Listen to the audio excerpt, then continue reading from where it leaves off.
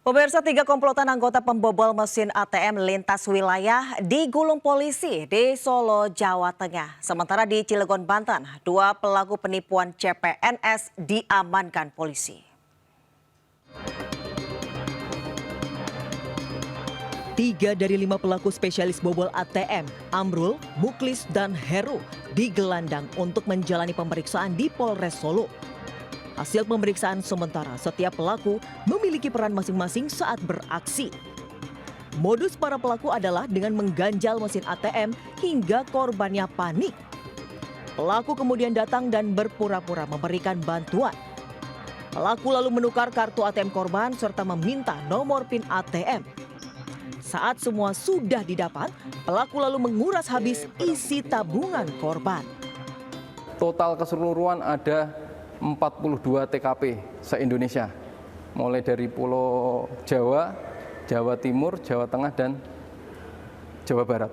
Khusus di Solo ada 3 TKP.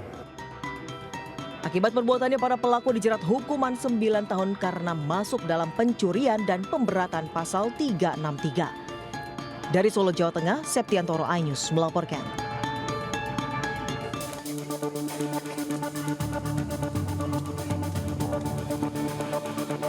Seorang wira swasta MR dan seorang ASN SI yang bekerja di kantor Kementerian Agama Kota Cilegon, Banten digelandang polisi. Keduanya ditangkap akibat melakukan penipuan proses CPNS dengan syarat membayar sejumlah uang. Aksi penipuan seleksi CPNS ini sudah terjadi sejak tahun 2021 lalu. Namun korban hingga kini tak kunjung diterima sebagai ASN hingga dilaporkan ke polisi terkait penipuan. Polisi juga mengamankan barang bukti berupa surat keterangan, SK palsu pengangkatan PNS, serta kwitansi pembayaran yang dibayar secara dicicil hingga senilai 100 juta rupiah.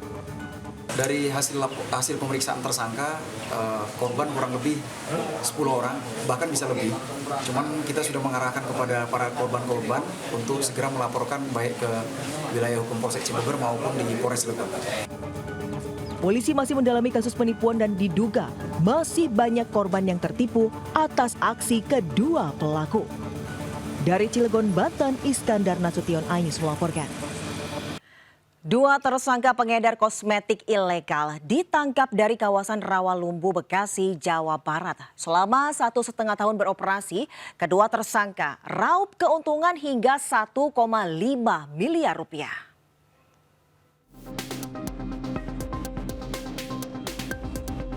Ratusan unit pot atau tempat penyimpanan kosmetik jenis krim malam, krim siang, dan toner atau serum disita petugas dari kawasan Bekasi, Jawa Barat.